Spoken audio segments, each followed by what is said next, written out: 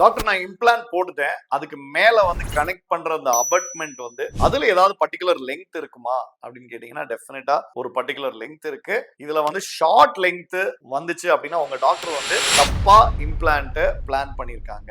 ஒரு டீப்பா வைக்காம சூப்பர்ஃபிஷியலா உங்க இம்ப்ளான்ட வச்சு ஒரு 1 to 2 mm தான் உங்க அபட்மெண்டோட ஹைட் இருக்கு அப்படின்னா வந்து அதுக்கு மேல மாட்டப்படுற அந்த கிரவுனுக்கு வந்து ரிட்டென்ஷன் இருக்காது. சிமெண்ட் ரிட்டெயின்னா ஈஸியா ஆடி சீக்கிரம் கழண்டு வரதை பார்த்திருக்கோம். இல்ல வந்து ஸ்க்ரூ ரிட்டெயின்னா ஸ்க்ரூ லூசனிங் நடந்துகிட்டே இருக்கும். இதே இது லாங்கா இருக்கிறதுக்கு சான்ஸ் இருக்கு. ஆமா, நிறைய நான் வந்து இந்தியன் பேஷண்ட்ஸ்ல பாக்குற ஒரு விஷயம், ஈறு எலும்பு எல்லாம் சேர்ந்து கீழே கரைஞ்சதுக்கு அப்புறம் கிராஃப்டிங் பண்ண முடியாத நிலைமையில டீப்பா இம்ப்ளான்ஸ் போடுறப்ப அந்த பர்டிகுலர் அபட்மெண்ட் கீழே இருந்து ரொம்ப மேல நம்ம தூக்கிட்டு வர்றதுக்கு தேவை இருக்கும். சோ அந்த மாதிரி டைம்ல வந்து ஒரு 10 mm மேல உள்ள அபட்மெண்ட்ஸ் நாங்க யூஸ் பண்ற மாதிரி இருக்கும். அந்த மாதிரி scenario most of the time lower front ஏரியால தான் வரும். அதுல பெருசா ப்ராப்ளம் வராது. ஆனா இதே இது பின்னாடி ஏரியால ஏதாவது பண்ணோம்னா அதுவும் அத மாதிரி நிறைய ஃபோர்ஸஸ் எக்ஸ்ட்ரா போய் சில டைம்ல இம்ப்ளான்ட் ஃபெயில் ஆகிறதுக்கு சான்ஸ். ஸோ இம்ப்ளான்ட் அபட்மெண்டோட லெங்க்ன்றது பாத்தீங்கன்னா உங்க டாக்டர் வந்து உங்களுக்கு அடிக்குவேட்டா டிட்டர்மின் பண்றது கேஸ பிளான் பண்றப்பவே டிட்டர்மின் பண்ணிருப்பாரு. அதை டிட்டர்மின் பண்ணலைன்னா அது ஒரு ரெசிபி ஃபார் டிசாஸ்டர் தான்